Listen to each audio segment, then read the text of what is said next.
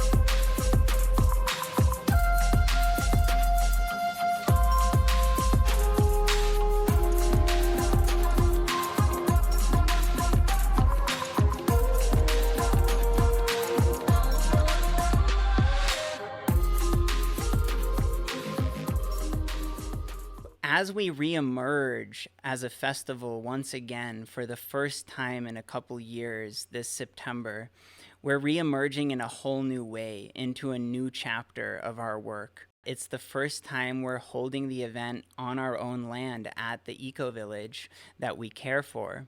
We're bringing more Indigenous elders, we're including lots of local hip-hop, and a strong emphasis on regenerative living and sustainability education, as well as the usual celebration of live music of many genres, visionary arts in different mediums, and teachers of spiritual traditions from around the world. We invite you to support this movement because it's clear now that humanity is in dire need of a paradigm shift. It's essential now that we learn to live more sustainably and consciously in harmony with ourselves, each other, nature, and the cosmos in order to move forward as a species.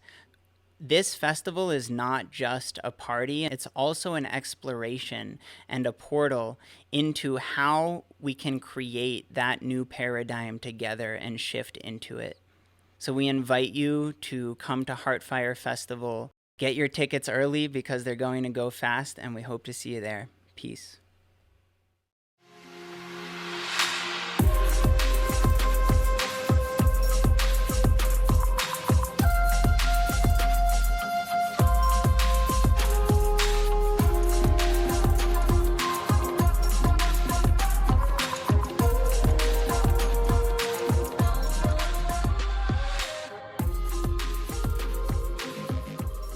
The other sense was the hissing story, right, that Sri Ramakrishna tells so beautifully.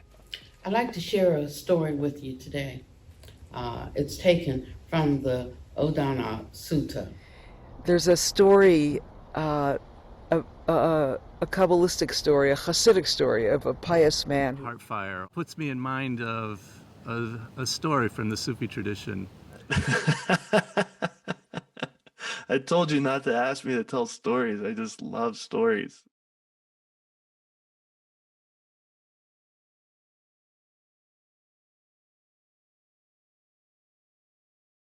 Spread the light.